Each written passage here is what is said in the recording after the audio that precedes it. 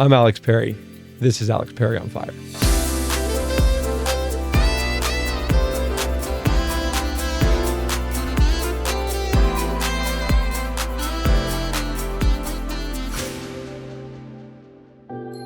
Special guest. I've done my homework. Oh, no. 2008 Olympic gold medalist. We just said, like, you don't need to memorize things. So that's good. 5-time Olympic medalist, 2-time world champion, 4-time U.S. champion. Okay, done. Okay, fine. I'm just kidding. And again, the accolades are deserved. One of the most decorated female gymnasts of ever. And I'm proud to call you a friend, but I didn't know you as a gymnast. I actually met you as, and you might like this, as a badass female entrepreneur. That is how I got introduced to you. That's only how I know you. I like that. I've never really thought about it that way. I feel like the first half of not half, but the first chapter, I guess, of my life was like so defined by one thing. And it was almost like trying to break out of that a bit and figure out like how I could be that and how I could feel that myself, but also like viewed as that, because for so long it was, oh, you're the gymnast, and it becomes almost paralyzing a little bit because especially when you don't do it anymore. It's like I retired which is like crazy, 22. And so then you have the rest of your life to live and you're just like, who am I? So like to have met you there, that's like, I feel honored that you felt that way. I love that. And I imagine it's difficult because you have so many people who are coming up to you and saying. And it's like, don't get me wrong, I'm so proud of it. It's like when you work so hard to achieve your quote unquote lifelong dream and you do so at 18, it's the greatest feeling in the world and it's the scariest feeling in the world because like in my mind, 2009 didn't exist. Like it was just 2008 for years and years and years. That's all I could think about. And so when it was New Year's Eve on 2008, I was like, wait a second, what now? Like I already did everything I wanted to. And I haven't even gone to school yet. And I think that I did it to myself. Like nobody forced me to like let that define who I was, but it was hard for me to view myself as anything else because it was all I ever did, 7 hours a day, 6 days a week for, over a decade. And then that's the way people also viewed me, so sure, I'm proud. I mean, it takes hard work to achieve those things, but walking into anywhere, especially like here at home in Dallas, it's like, oh, the Olympics are coming, and it's like, it's constantly that. And it's such a passion of mine. So I don't necessarily, it doesn't bother me, but I think it did years ago when I couldn't find like my identity outside of that. Because I so desperately just wanted to be liked and loved for just me and not necessarily for a gold medal. That's really interesting to hear. And I'm in a little bit of a transformation where I did not win a gold medal. It doesn't matter. It's all relative though. Like it's the same feeling, And well, I think it's like, so it's like you're this real estate guy, right? You achieve the I love ultimate. It. Like you are the very best in the industry. And your identity is kind of tied to this and you want to kind of shift over. And it's not, you don't want people to say, oh, you don't love real estate anymore. No, exactly. Like it doesn't mean you have to change career paths or change like your passion. I think even for me, when I met you, that's how I knew you, and it wasn't until more recent that, I got to know you outside of just, being the best in Dallas. And I think it's hard to look at your name sometimes and not, think, oh, they're the best in what they do, right? Because you also want to be proud of that because you worked your ass off to be that. But when you let it define you, and I think that's what I struggled with for so long was that it was, oh, you're Nastia Liukin, the Olympic gold medalist. You're Nastia Liukin, the gymnast. You're Nastia Liukin, the girl in Dancing with the Stars. Like all those things. And I finally realized, no, like I'm Nastia Liukin. I did gymnastics. I'm not a gymnast. I was on Dancing with the Stars. I'm not the girl on Dancing with the Stars. It's the way that you perceive things in your own mind and not necessarily even everybody else. It's more about what you think. For sure. Well, Yeah. and you said you struggled with it. Like, what's that struggle? I think I really struggled with just wanting to, I wanted to have conversations that didn't have anything to do with gymnastics. And for the longest time, that was never, like, no one ever, not that they didn't want it, I think, but it was exciting for them. And again, it's this like fine line of, I still love the sport. I love the Olympics. Like, my parents are still, every single day, it's like such a part of my life. But I'm also somebody with, without that. Well, did you find that, like, it was, because this is where I found it, like, it was almost surface level?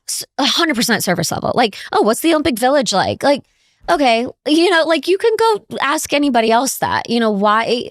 And I think that's why I've always been just, like, relationships to me, I'd rather sit at home with my dog than, spend time having surface level conversations. Do you think, because you said 2008, you win the Olympic gold medal. And real quickly, because we have the Olympics coming up. Of course, yeah. The day leading up to that, or winning an Olympic gold medal, just because I would want to know, like. Oh, I haven't told, like. No, I want to know what goes into that, right? So have you ever read the book, The Secret? Yes. Okay. So it had just come out that summer or something, I think. Well, basically, I remember that the author was on the Oprah show when Oprah was still on every day. My mom had told me to read the book a week before that. And, it's like when you're in school and, like, someone is making you read a book, you're like, absolutely not. Like, I was just a stubborn teenager. And I graduated high school the year before the Olympics. So the year of the Olympics, I literally only trained. And so I would train 8 to 12 in the morning, come home, take a nap, and then go back to the gym 4 to 7. And I think Oprah was always on between, like, that time frame. And I happened to turn the TV on, and I don't watch a lot of TV, but the author was on. And I was like, no way. I'm like, this is the book my mom just told me to go get. And so I'm watching this whole, like, hour-long thing instead of sleeping. And I'm thinking, like, oh God, okay, I'm not gonna have a good training because I'm, like, watching this TV show. And I'm like, no, but that's gonna lead me to something else. And then I'm like, okay, I gotta leave early. I gotta go to Barnes and Nobles and get the book. And I did. And I hid it from my mom because I didn't want her to know that I got the book she recommended, which is, like, so stupid. But that, like, I truly, that was the first time after reading that, and I made a vision board. And the Olympic medals, so each, like, the Chinese Olympic Committee, so the host country gets to design them. And so they release the designs, like, a few months before, and they had just released the designs. And so I printed them, like, literally on my printer in my room at my parents' house. I printed off, like, half ink, like, the ink was almost out, a gold, silver, and a bronze medal that they had just released. And I put it on my board. It's, like, so materialistic. I wanted, like, a white 6 Series BMW S. Like, it was just, like, stupid. And like, I hate to say that, but that was part of my board that year. Yeah. And then I had never been to Paris, and I'd just always been, like, in love with Paris. So I put the Eiffel Tower, like, a bunch of different things. And my mom saw it in my room. Obviously, I was still living with them. I was in high school-ish. And I had never seen so my dad has 4 Olympic medals. I had never seen them. If you walked into even my house, their house, like, you would never know. Well, maybe now because, like, we did the gym for Crips, but you would never know who lived there. And I didn't realize that that was intentional on their part until I was old enough to understand, until, like, the Olympic year.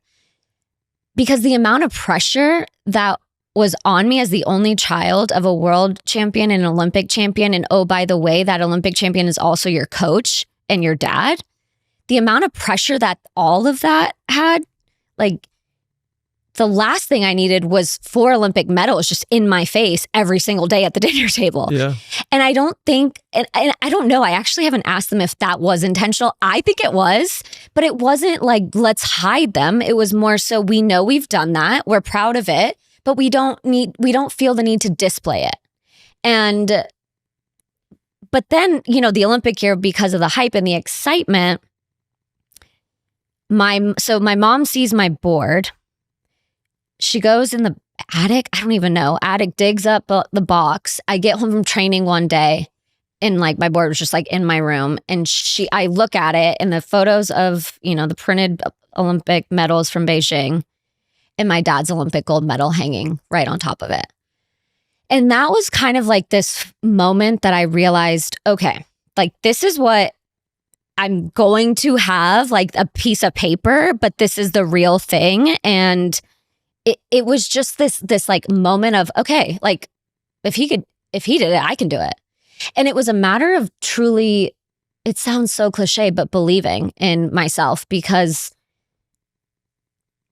the way that the scoring system works, my dad sat me down one time and he put it on paper and just said, look at this. Like, this is like worst case scenario. You just have to land on your feet on everything. You don't have to have the routine of your life. And he was like, look at the all around score, like look at the score, the potential score that you could have. And then look at the results from like, Olympic trial, everything else. And I was ahead by over a point, which was unheard of then. And I think seeing everything on paper, seeing that it was actually possible for all this, like I didn't need to ever question it or ask again, or we didn't speak of it ever again.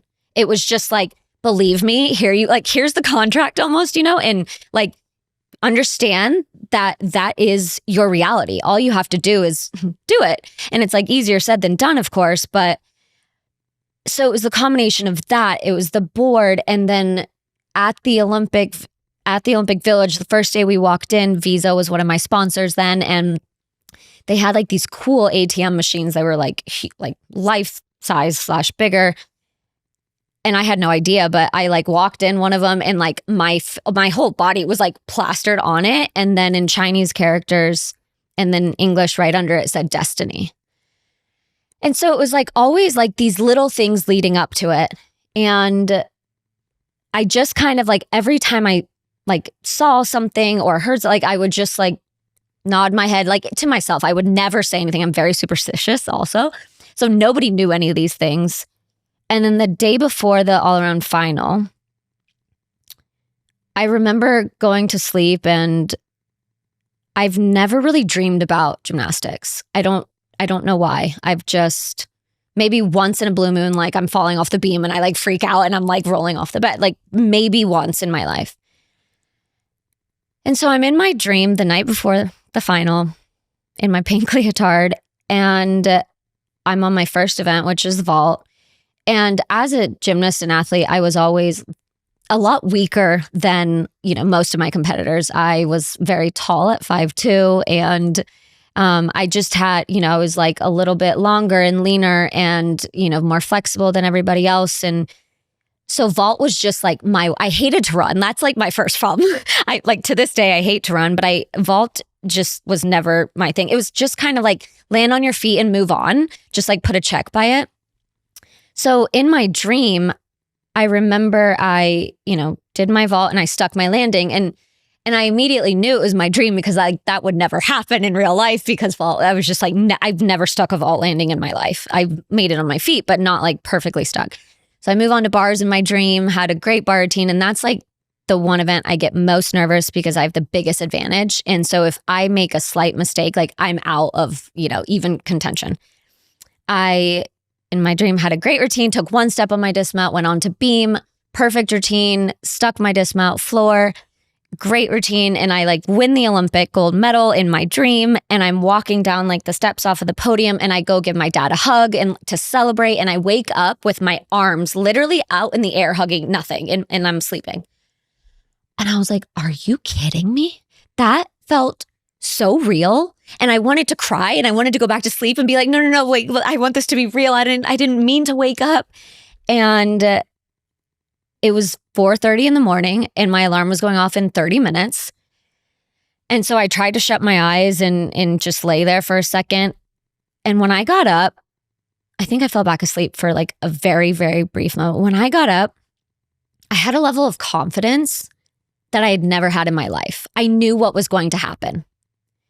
I knew to like the exact landing. Again, I didn't tell anybody this because it was just something I wanted to keep in my mind. But the entire day, like my dad would come up to me and say, "Is everything okay?" And because I had just had a sense of calmness. Every other competition, I would tell him that I felt like I was going to throw up. I was so nervous, and like the smells in the arena. And he was like, "Okay, knew exactly what to say." And for some reason, I just felt so just at peace. And mind you, this was the biggest and most important night of my entire life or career up until then.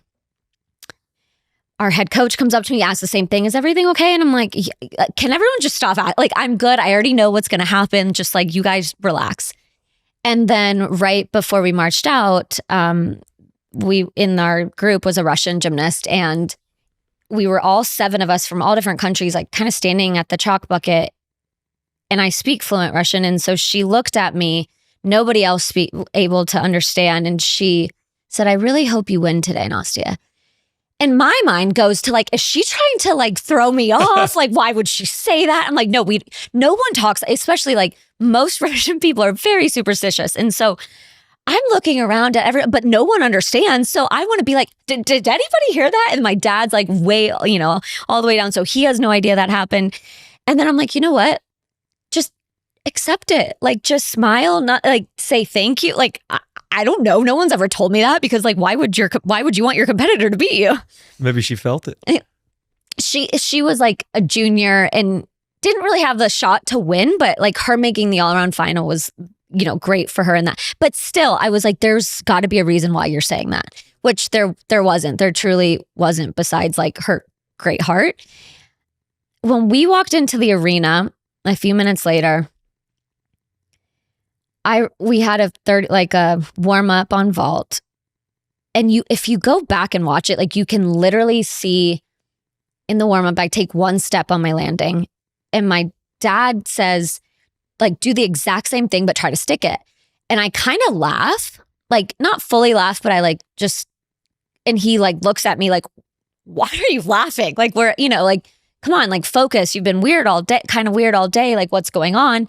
Because a lot of times when that happens, especially, I don't know if it's like this in every sport, but especially in gymnastics, like your mind just maybe isn't there, or you're not as focused, or you're so nervous that you make silly mistakes. And so he was kind of trying to get me like back into like my zone.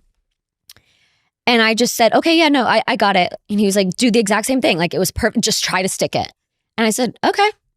Because I knew that that's what I was about to do. Like, I had already, like, I did it in my dream. So why not? Why was that not going to happen now? And when I saluted and I went and I stuck the landing for the first time ever in my entire life, it like solidified in my mind what was going to happen in the next hour and a half. And so I was already calm, but then I just became more calm and went to bars, took one step on my bar dismount, just as I had in my dream, stuck my beam dismount, went to floor, great floor routine, was going down the steps off of the podium. I gave my dad a hug. Like, it was literally as if I just lived the exact same situation, the exact same competition twice. And when I gave him a hug, I remember just like holding it for a little longer, because I was like, this is not another dream. I mean, it was a dream come true, but and it was that moment that I kind of realized how powerful our mind is. And, I had one chance, one opportunity. Everything came down to one day, August 15th. Like, every single mile that I had to run, every single squat jump, every single rope climb that I had to do, every single injury, obstacle, people that didn't believe, like all of that came down to one day.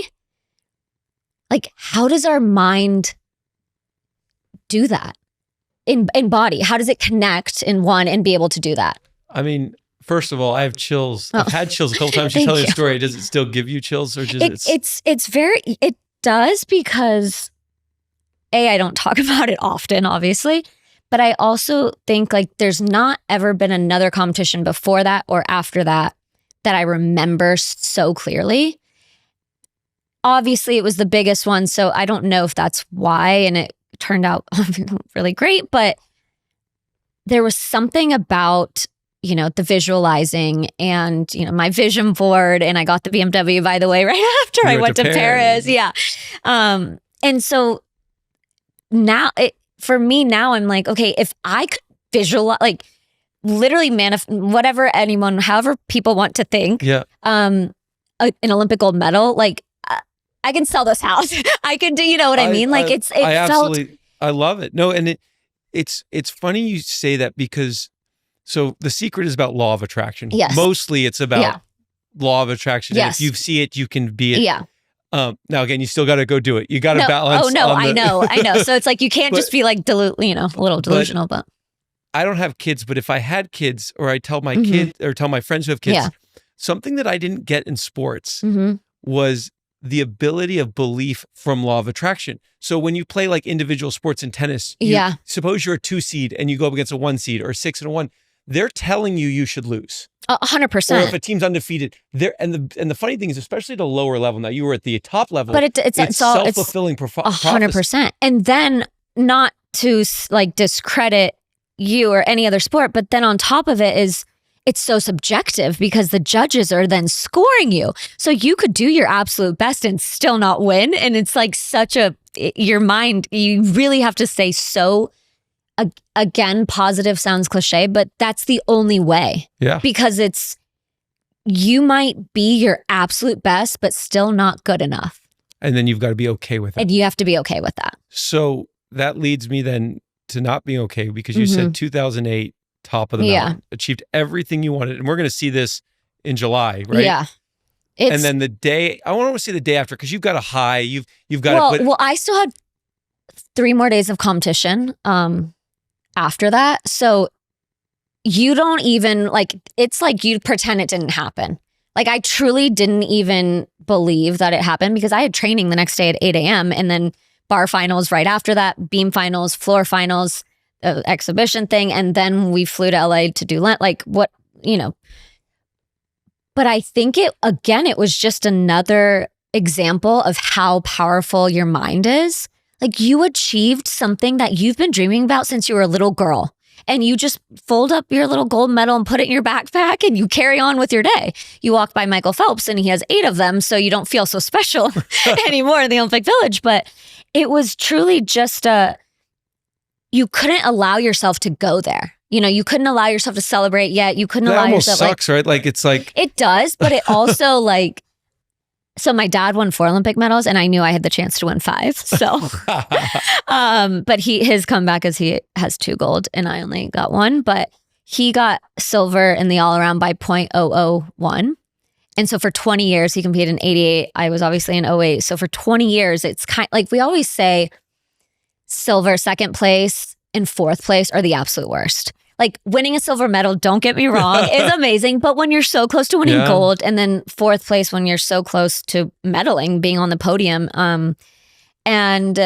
He said for 20 years, it just not like haunted him, but a little bit, it's not even a step on a landing. It's like your pinky toe sliding. And so it lived with him until the moment where I won. And he said it completely erased his mistakes. Not that it was like a mistake, but again, I also don't have kids, but I can only imagine what he was feeling, both from like a coach, obviously, but then that goes out the window, and you are all like dad. And, it was the first time in my life I saw him cry, and first and only. And just, it was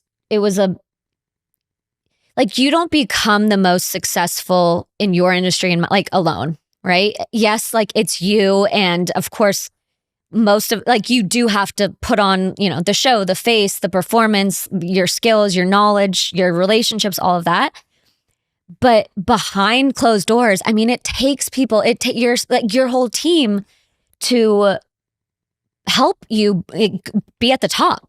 And so I think I remember standing there and I just couldn't stop crying on the podium. And the man that was giving me my medal, he was like, "Stop crying. You should be happy." And I'm like, I am happy. But it was, everything just flashed before, me, the amount of people that told me that it wasn't possible. And I let them get to me for a brief moment in time. And then I was like, what? why am I letting somebody that doesn't know me, doesn't spend 7 hours a day in the gym with me, doesn't know my training plan, doesn't know anything besides, oh, she fell at her last competition, something. Why am I letting that define like my confidence all of a sudden? And I think it's very relevant in just life as well, in relationships, in business. And, if you don't get, this deal, or if like you're going through a breakup or whatever it may be, like a little piece of you is broken, and a little piece of you kind of is not your best version of yourself. And I was like letting myself, listen to these people who I didn't even know who they were, to be honest. And that's when I kind of shifted the mentality and the focus again, because if that's what you're going to do, if you're going to believe those people, then you have no chance. Like yes, you have to like believe in yourself, but if you're going to not only believe in yourself, but then if you're going to listen to those people, like it's not possible, and it's not.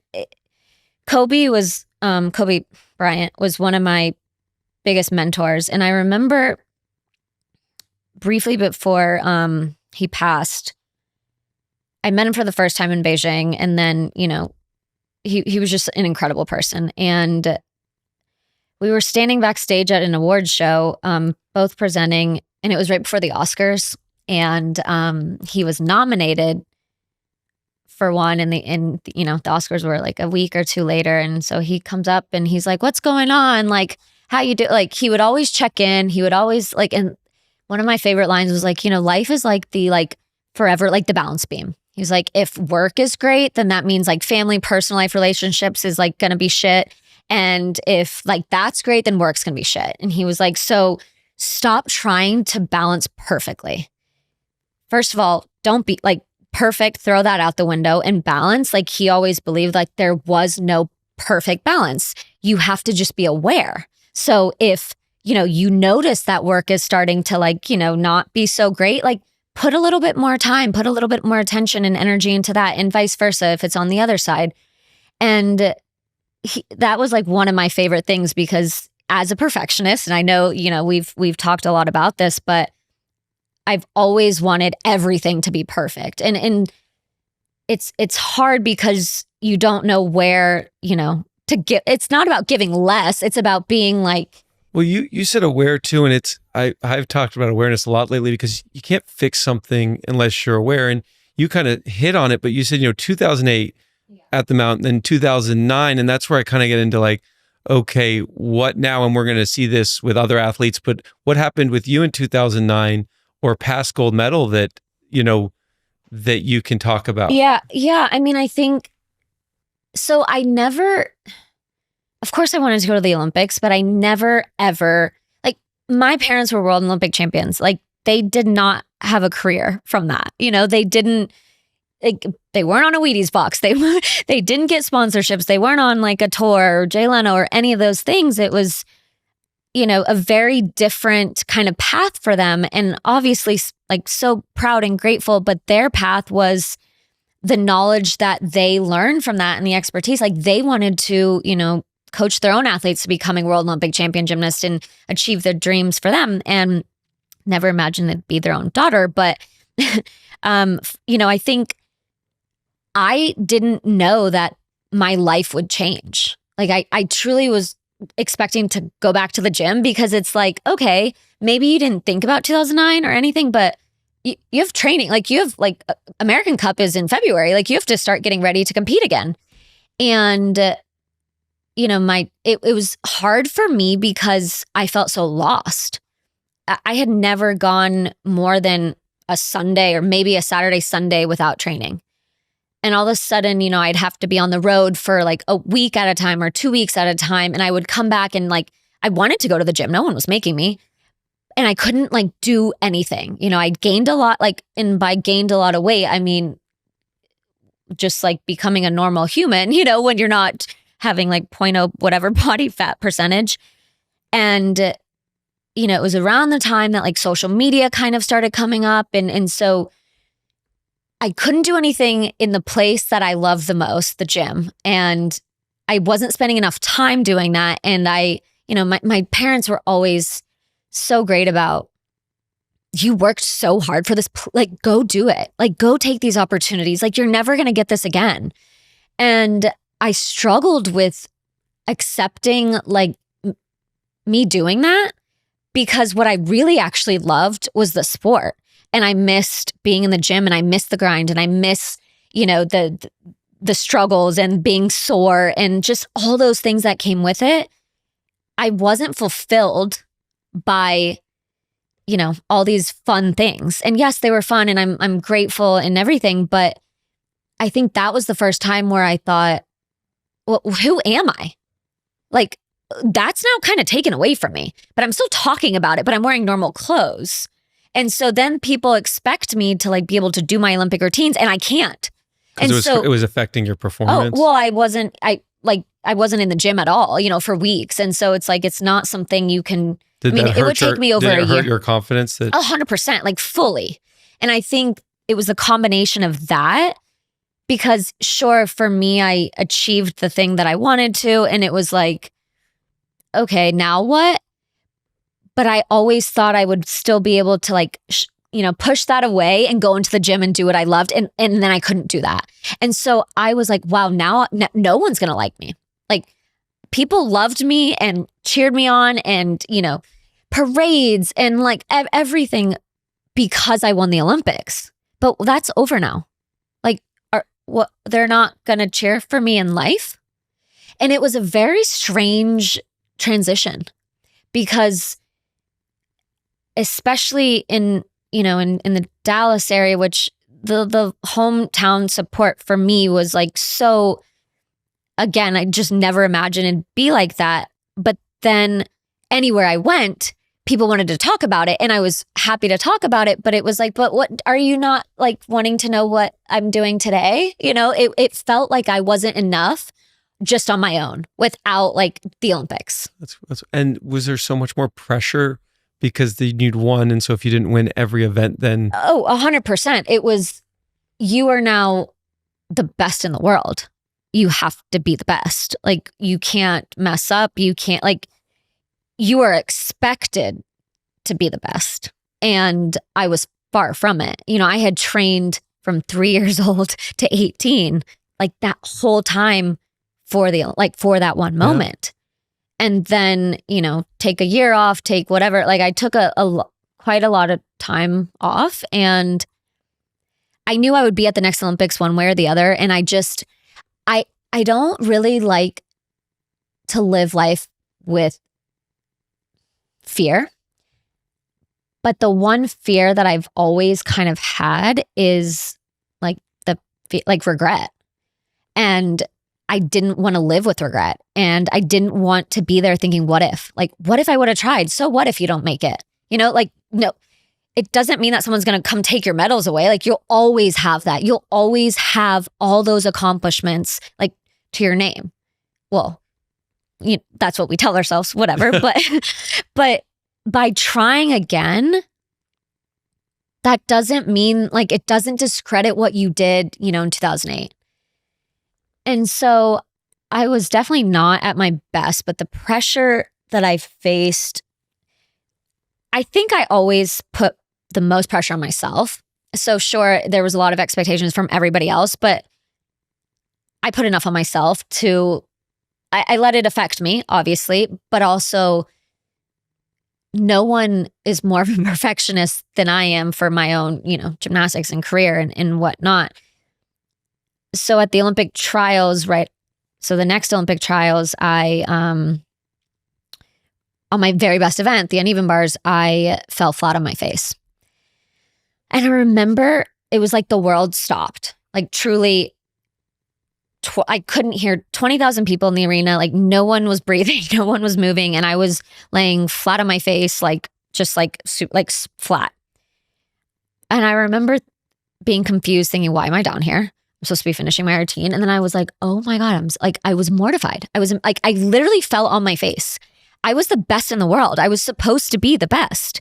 Like, Olympic champions don't fall on their face, especially when they're trying to make their second Olympic team. And dad came out, and my dad was like no longer my coach, and he was like, are you okay? Like, let's be done. He just truly wanted me to be safe. After like we achieved what we did, he was like, let's be done. Yeah, like, you know, he wanted me to have he wanted me to have a life. And I was like, no. Like, you always told me no matter what you do, you always have to finish what you started. And I knew that the rest of that routine didn't matter. Like, I wasn't making my Olympic team and I was going to have to live with it. But I also knew that that was not the way that I was going to go out. I was not going to go out as a failure, a quitter, whatever. And if I didn't finish that routine, that's what I would have perceived it as. I had 30 seconds to get back up on the bar. I landed on my feet on my dismount. And for the first time in my entire life and career, I had a standing ovation for the worst routine of my entire life. And I was certain somebody else was going on a different event. And I just like kind of kept looking around being like, why are they on their feet? Like, nobody taught me this, but I believed that people were only going to love me if I was the best. Like, I didn't deserve applause. I didn't deserve to be loved in that moment is kind of what I thought. And when I finally realized that they were standing on their feet for me, that became the defining moment of my career. It wasn't when I won the Olympics, because sure, if the law of attraction, hard work, all that, not giving up, like everything, I mean, you've lived it, you know what it takes to be the best. And if you do all the things that it takes, like you can be the best. But the moment that I had in San Jose, in that arena, made me believe that you're so much greater than any routine, any accomplishment. Like, and we will never be defined by a gold medal, a salary, a job title, a relationship, a placement on any leaderboard, any amounts of dollars, and none of those things define who we are as humans. And I think that it took me falling on my face, literally, getting back up, finishing, and me thinking no one would ever basically want to like talk to me, cheer me on, like do any, like, and seeing all those people on their feet made me realize we're all going to fall on our face, whether literally like I did or figuratively. How do you pick yourself up? How do you keep going? How do you redefine yourself? How do you become so much more than just a sport or a medal or a placement or an amount of money or any of those things? It's at the end of the day or night, you have to go to sleep with yourself, knowing that you are proud of just yourself for what. And it shouldn't be, yeah, sure, you can be proud of the accomplishments, but that shouldn't be the only thing that you're proud of. And I think it wasn't until then that I really fully understood. And you got it at that moment. I didn't get it. It took some time. It took I would say it took maybe like a few weeks. I think I was just so, I mean, of course I was sad. I knew that was my last competition in my career. So it was ending this chapter of my life that it was scary. It was, okay, wait, now it's actually really over. I kind of kept pushing it off another year. Now I'm done. Like, I had applied to NYU and I got accepted and I was starting in January and I had an apartment and I really was turning, the chapter. And it was so scary. I don't think any part of me was excited right away. Like, it was a lot of unknown. It was all unknown. Like, I didn't even know how to work out without being in a gym. Like, somebody told me what to do every single day of my life. And not in like a controlling way, but in a way of, if you do X, Y, and Z, you will be the great, you will be the best. Like, if we, like, this is the way, like, make sure you eat enough, it was all just, and I obviously am so grateful that it was my parents, but also because I knew that they did it. So they have to know what to, and they knew me more as a human than anybody could ever get to know me. But I remember walking into an Equinox in New York City and being like, what do I do in here? I was so like, first of all, I was terrified someone would recognize me and be like, what is she, like, she can't even, like, what is she doing? We never lifted weights. Like, we never lifted a single weight. And so I'm like looking at like, what 50, what? Is it too heavy? Yeah. And I'm like, can you imagine just like grabbing it and being like, so I was embarrassed. So I was like, maybe classes are for me. But then they call me out in classes and then I'd like try to get competitive. And then if there's a leaderboard, forget it. I literally walked out. And so it took a lot of time to, and also be okay with not working out if I didn't want to that day, because that was not an option. It was never an option. And I think New York was just the perfect place for me in that moment. It was the hardest, most difficult kind of decision I made, because I, was thinking about either going to LA, and all my friends were there. And I don't know, I just kind of felt I was going to be so influenced by the people around me in that moment, especially. Something just made me go with New York. And what I realized after, obviously spending time in both, was that everybody in LA wants to be famous and everyone in New York wants to be successful. And no one gives a shit who you are in New York. And that's what I needed. I needed to walk outside and not have anybody ask me about the Olympics. And not that I was running away from it, but I needed to like make friends on my own without me being in a leotard or wearing like an Olympics, jacket or whatever. And it was hard. Like I didn't know how to make friends. I had friends that were handed to me because they were my teammates. I never went to public high school. And so that was, the hardest transition. But I do believe that it forced me into figuring out who I was, because normal people were having normal conversations, and like I didn't even know how to do that almost. I could talk about so many things and be on live television and all those. Yeah, but and you probably figured out pretty quickly being your competitive self and and all that stuff. But I kind of want to fast forward a little bit from, because this is now probably what, 2006. I graduated in 2016. So 2016. Yeah. So it's 7 years from now, and from then you've transitioned a little bit out of.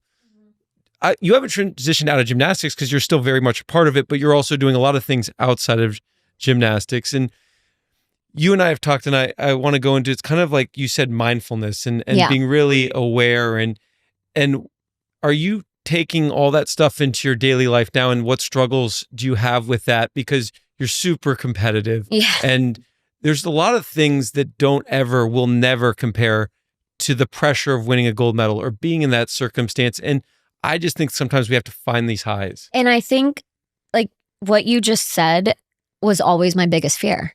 Like when I stood on the podium with a gold medal around my neck, my fear was I will never, ever in my life feel this way again.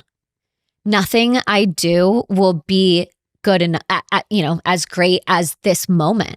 And that was scary because I was 18 and I am standing here in the greatest day of my life, essentially, but also thinking, so it's all downhill for like, how do I even such a peak? Yeah. You have the fear of and this could what be it. even what could I even fall in love with again or have a passion for again that possibly could even compete with that? Like the sense of accomplishment in that.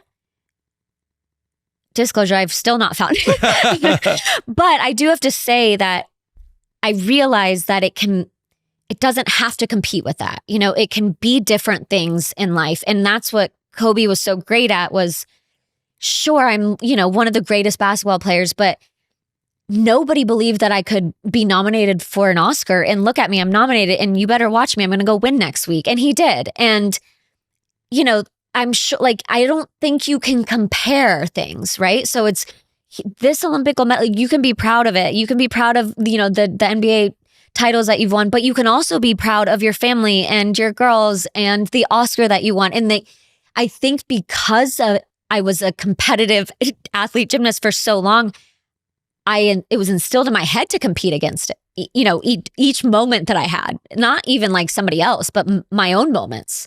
And so I think I was scared that I wasn't ever going to be good enough at anything else to feel that. Have you overcome that? I think I've accepted that I don't, and it's not like in a negative way, or it's not in a, I'm not being negative, I guess, but I think I learned to not relate every win to that. Like, we can have a win every day. We just showing up and I'm here in Dallas. That's a win, And I think I just had at a young age, like this thing that was just so up here that it was really, really hard to kind of move forward and think that anything else would ever be enough. And there was kind of, maybe today there is, or is there not? Like, can people coach? I mean, we got the Olympics coming up. Is there, everyone's going to have, a lot of gold medals are going to come out. God, I don't have the patience for that. I truly don't. My dad and I are the same person, and which, it obviously created greatness, but also we were so stubborn and like perfectionist, and it's not for me. I love it. I'm passionate about it, but But are there people teaching these Olympians kind of what do you do if you win a gold medal? If you win a gold? No, but that's a big, in my opinion, a big problem. Because when I was 12, my dad said, I don't care what you do in gymnastics. Like, truly, like, he didn't care whether people believe that or not. He was like, promise me one day you'll go to school. And I was like, okay, sure, whatever, at 12. And he said, no, I'm serious. You never know how far your gymnastics career will take you, but an education will stick with you for the rest of your life. Like, you cannot define yourself by a sport. You cannot. And I didn't understand what that meant then, but just by being able to go to school, like, and I'm not saying like the right path is school for everybody. I'm not saying you have to do this, but I think that was like a win for me, like to graduate from NYU. Like, it wasn't easy, and I didn't have to necessarily do it. I already had a career, and like, sure, I think I learned, quite a bit, but I think I've learned maybe sometimes more in just real life. And I do think it's important to not rely on one thing that you've done, especially being in the past. 100%. That's, I think, the biggest struggle is even, on social media. You look at like your engagement and what does well. And it's like, every time I post anything gymnastics, it does like 10x better. And it's great. And I love it, but it's so frustrating because there's only so many throwback videos and photos you can post without like A, just being over it, and B, like your comments being like, okay, like let somebody else have a turn. And it's just like, okay, you can't win, obviously. But I think I struggle with that because I have so many more interests and passions, and it's not how people want to see you. Or how you want to see yourself, right? Yeah, no, absolutely. And so, like, Patrick, will you put up a picture of Harley? So here's, look at him. Look at that guy. He's so cute. And it's because you just said it. I'm a dog mom. That's like truly like, that is we probably got a picture. What is that? A doodle? A golden doodle with a bow tie. Oh my God. He looks like a teddy bear. We got you. Yeah. And you look so happy. That is our little happy place.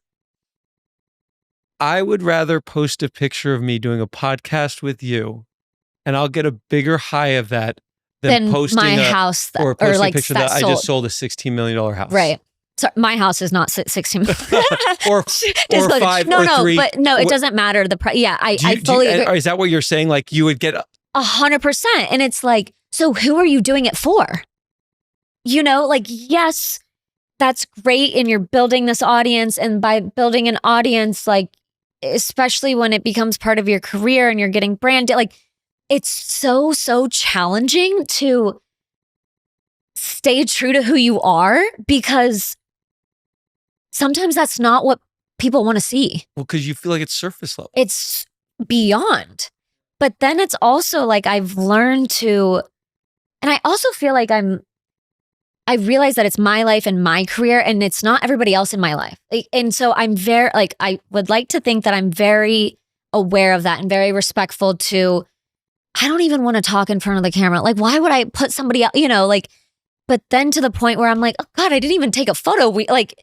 And then I don't want to live that way though, but so it's this like balance of, okay, maybe now I need to treat it more as a 9 to 5, and give myself like these like timelines or something, or else I beat myself up about, oh God, now it's 8 o'clock and I've done nothing. And like, what should I post? And it's, well, what'd you do all day? Oh, I was busy and well, it's like a balance this. because you don't want to live in this spectrum, but it's part of you and you want to end up in this side. But I also want to be, most importantly, you want to be happy for yourself, not happy because that post got so many likes, whatever, because it's whatever. Authentic to you. The one that gets the most comments in the one is that's authentic to you is you, and you get that people get and love you for that, not for something over here. Right. I can empathize with that all day long. I think I see you on social media. I follow your account and I see you kind of transitioning. I feel it. I see you.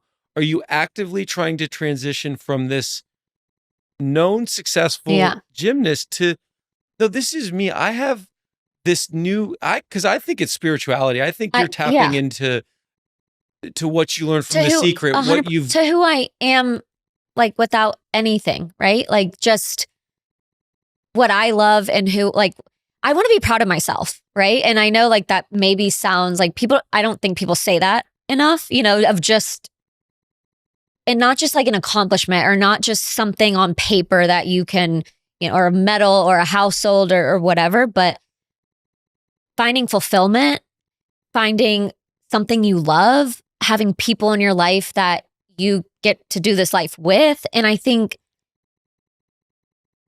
up until probably recently, I always pushed those away because I was like, that'll come. It's fine. Like, I need to do that because no one's going to work harder for me than myself. And so forget about everything else right now. Like that can wait, and it's like, no, it can't, because that, like, life is too short. And it again sounds so cliche, but why, like, who are we going to enjoy that with if like we keep pushing that away?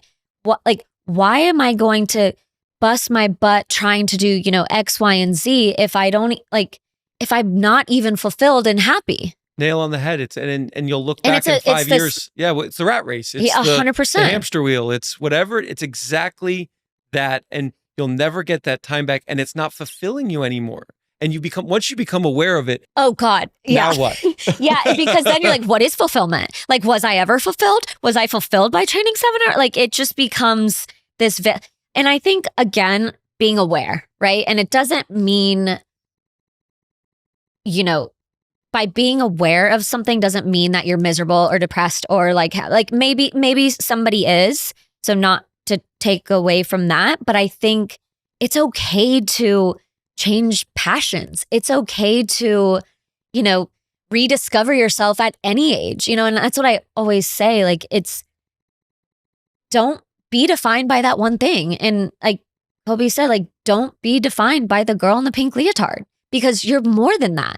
It's something you did, and it's something you can be proud of. It's something you can reflect on.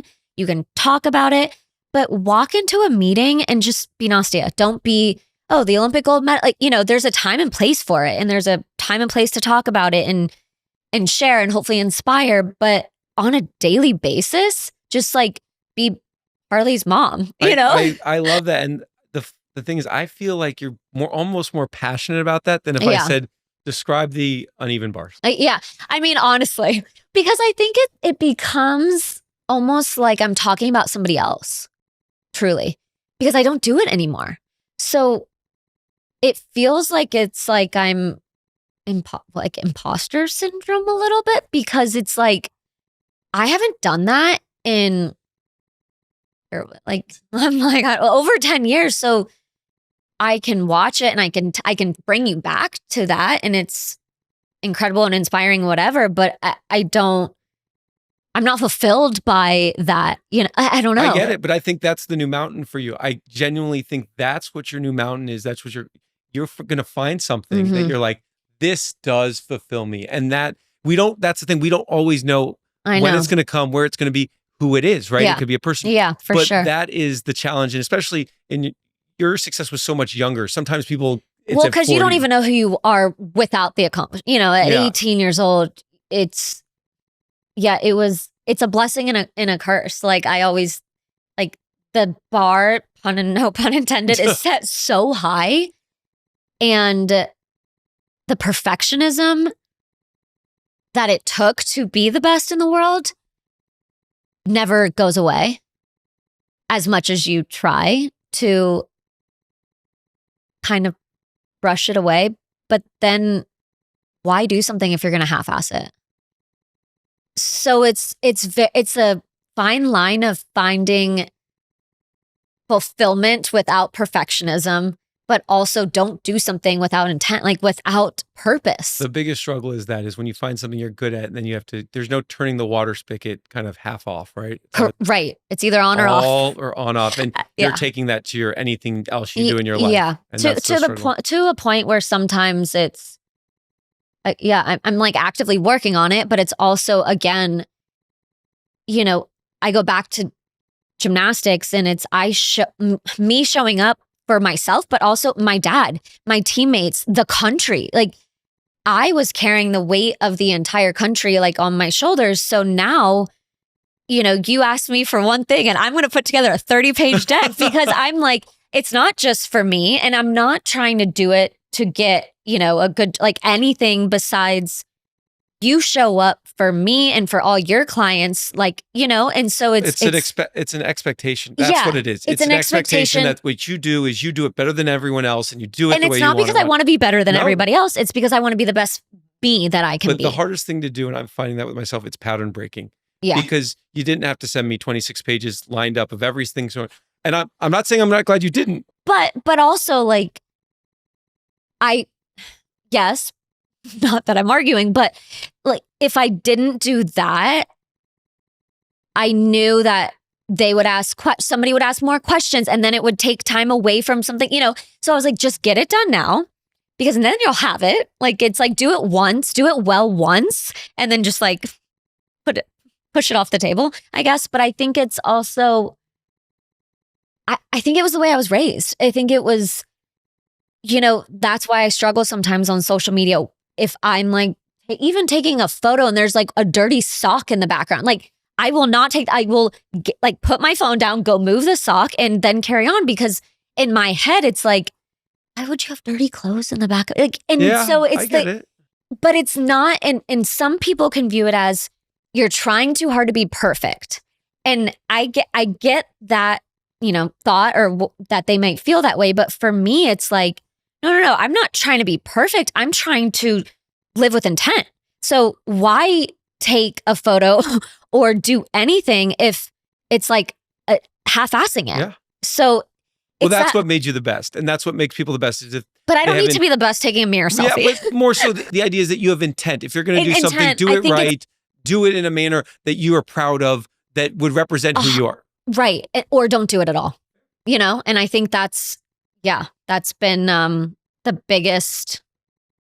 I think also in learning new things, like I love to teach myself things that I know, I can outsource or that I can maybe take a course. Like I'm just like I'm so persistent that I know that I'm spending wasting some time sometimes by being stubborn and being a perfectionist and being like, no, that could be better. No, that deck could have been formatted differently. Like, let me include, and it's that is something that I'm like actively working on because it's like, that's exhausting.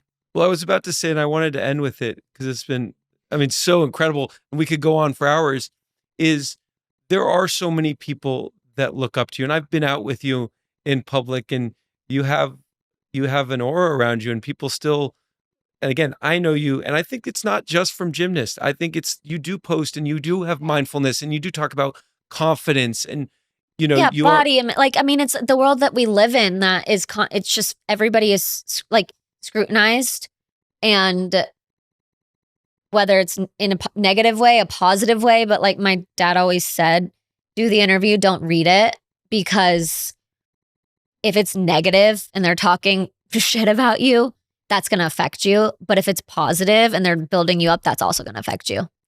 I love that. I think that's a so it's like, really don't read the place. comments. Yeah. Don't read, and I'd like to end with that. If it can be female, male, whatever it is, and you've been, as you said, there's a lot of comments, good, bad, scrutinized, best in the world, didn't make it. Yeah.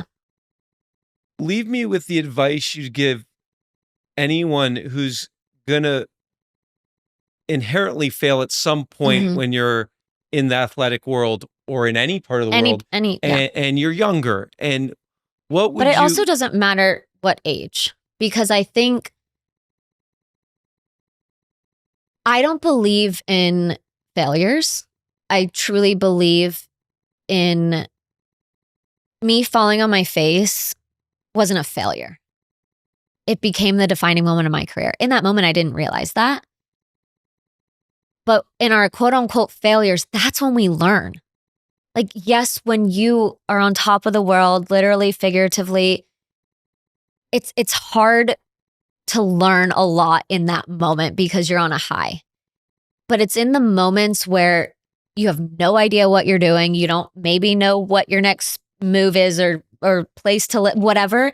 It's growing in the uncomfortable moments in your life and recognizing that it's okay to quote unquote fail or be disappointed or, go through these things. But what's not okay, and that's what I'll leave with, is something that my mom just instilled in me since I was a little girl was we're all going to want to quit at some point. We're all going to, like, whether it's a relationship, a job, a career, whatever, we're all going to have bad days. It's inevitable. We can't just be on this high 24/7 all the time. But what's most important is to not quit on those bad days.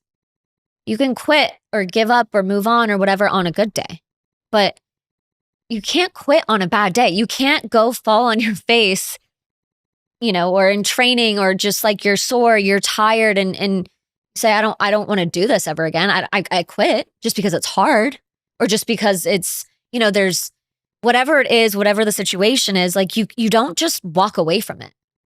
You have to go back the next day, the next day, and the next day until you have one good day. And then on a good day, sure, move on, quit or whatever. But I think that's what I would say. I would say that life isn't supposed to be easy. It is supposed to be fulfilling. So find something you're passionate about, find something that fulfills you, not something that other people are fulfilled by, maybe watching you or, whatever it is. And when you find that, that's what helps you get through those bad days. Because on a bad day, you have to have something, an end goal, like a vision, something to help you get through those days. And maybe some days it's literally just saying like, you're not allowed to quit today, whether it's you to yourself, whether it's somebody in your life. And moving on is okay. Starting over is okay. Starting a new chapter is okay. That doesn't mean that people don't love you or that, everything else you've already accomplished isn't still amazing. Well, I think you're the prime example of it. You've been there and now I've seen it. You're loved here. And I think you're loved so much more from gymnastics. I've seen that with my eyes. This was special. It was incredible. And I want to do it again. And I'm also proud of you. We didn't talk at all about you, but doing this and like stepping outside your comfort zone is, I'm trying to do it. It's hard. And I don't think people, you guys watching, I don't think people realize truly how difficult it is. You're putting yourself out there and being vulnerable and opening up and showing a side of you that people have no idea exists. Truly.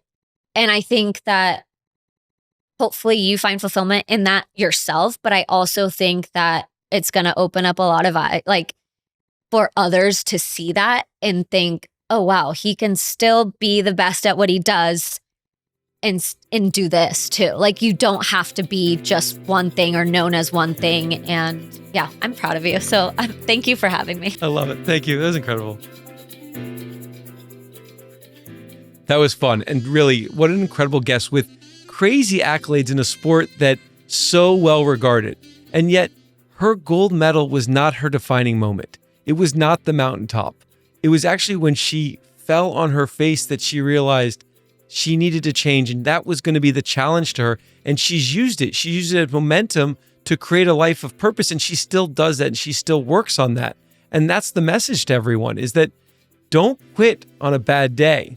You can quit, but make sure it's on a good day. And you still might not want to quit. And at the end of the day, we define ourselves not by our past achievements, but what we're doing now. I'm Alex Perry. That was Alex Perry on Fire.